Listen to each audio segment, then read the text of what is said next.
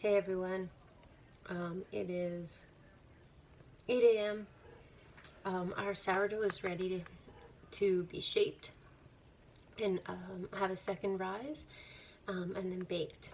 So it rose all the way.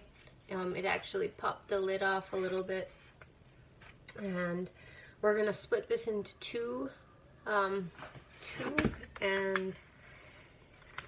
now I find that this dough usually isn't very sticky. You can put a little bit of flour on the countertop if you feel like it's too sticky, but I don't typically do that with this recipe. The trick is to get it all out of there. Oh,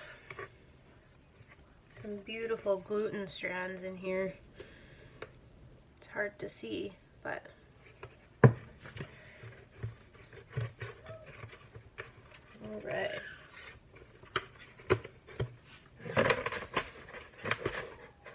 Another trick that I do is that instead of taking this and washing it right away, it has like the gooey dough in it, I let this air dry. And once it's completely dry, I can literally just tap it and it all just falls out and I can dump it in the garbage. And then it's not a whole bunch of water and scrubbing and stuff. So tip, just let it air dry. So I got my dough. If you want, what I do is I cut it and I weigh it so that each one is 2 pounds. But sometimes this bread's just for us, so I'm not worried about that. You can take a regular knife. You can just rip it in half if you like. I am using this.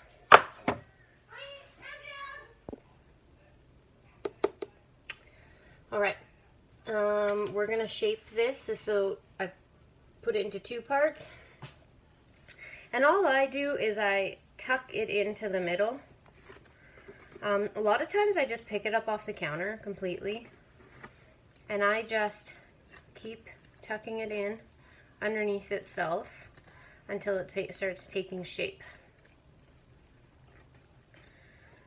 You can flour the counter if you want, and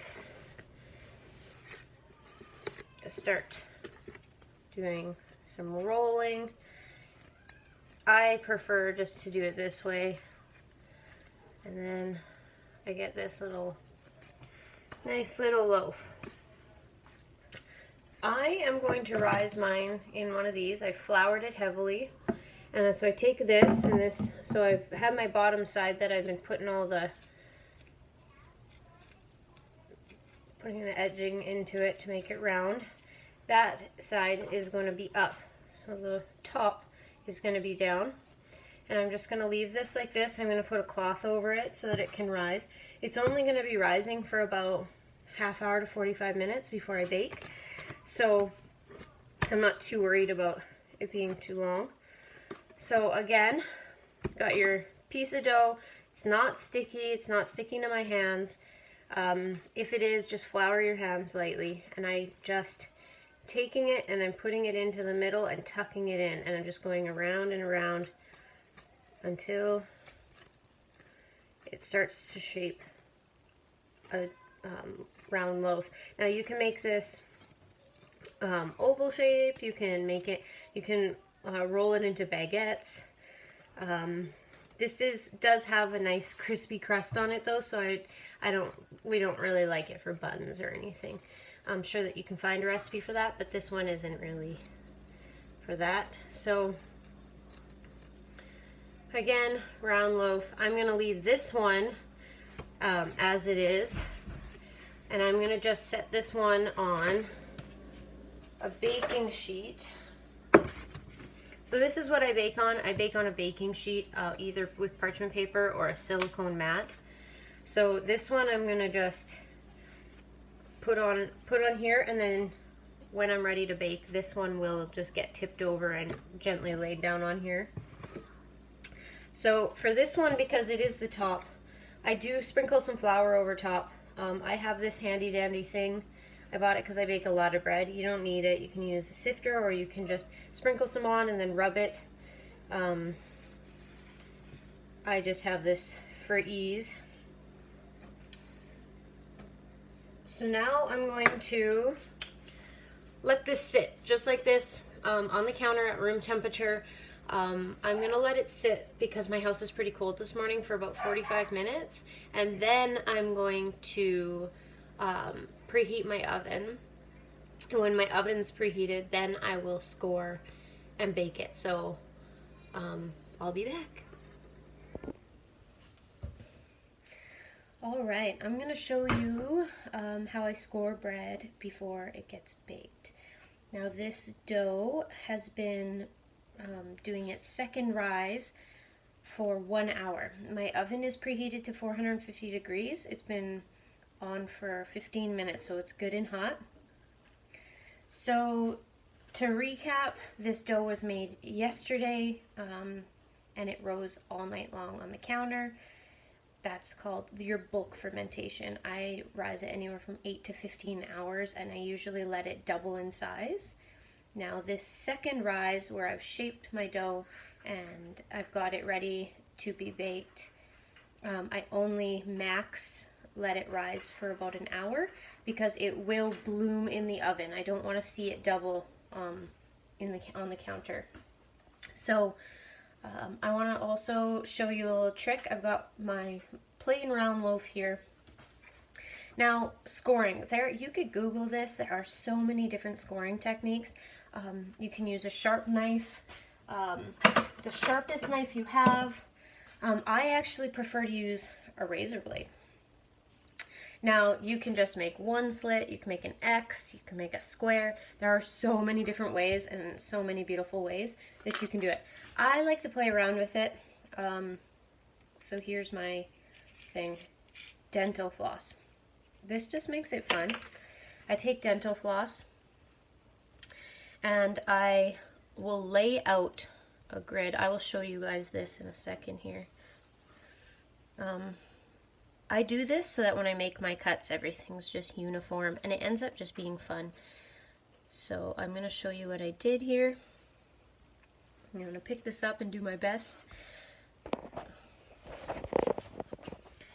Alright, so as you can see, I have just in the flour have made these indents so that I can see where I'm going with this. And what I'm going to do is I'm just going to make slits with my very sharp razor going down the side of them all.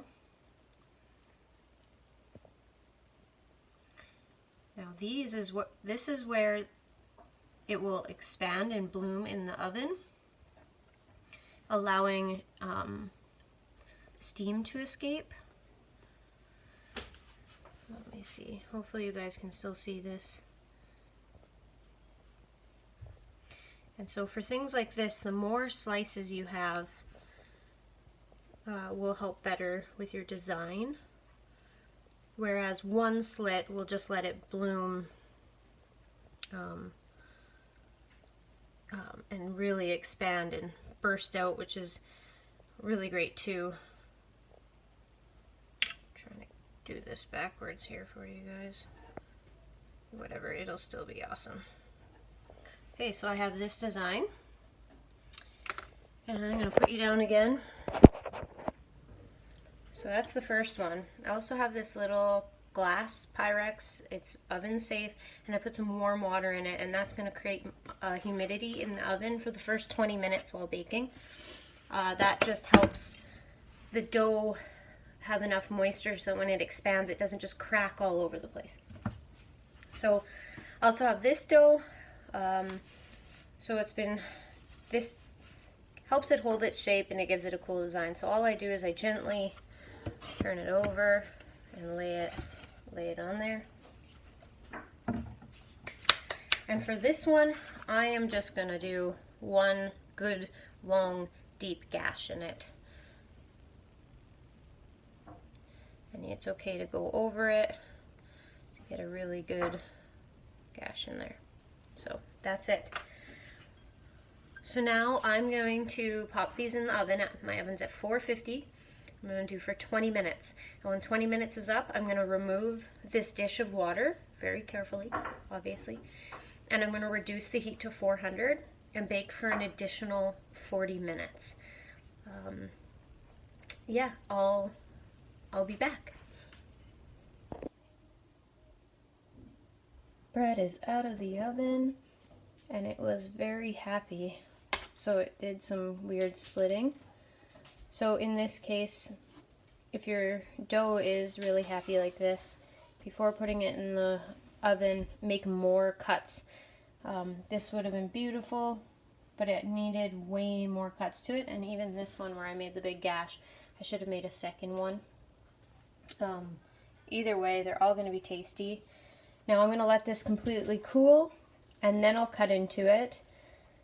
And then when you've cut it, the way you can store it is cut side down on the cutting board, and it'll be fine like that. It will eventually just get harder and harder, but it will essentially not go bad. The crust creates this protective layer, so you don't have to worry about it going bad. If you want a softer crust, you can put it in a plastic bag or into a container after it's completely cooled, but you do have a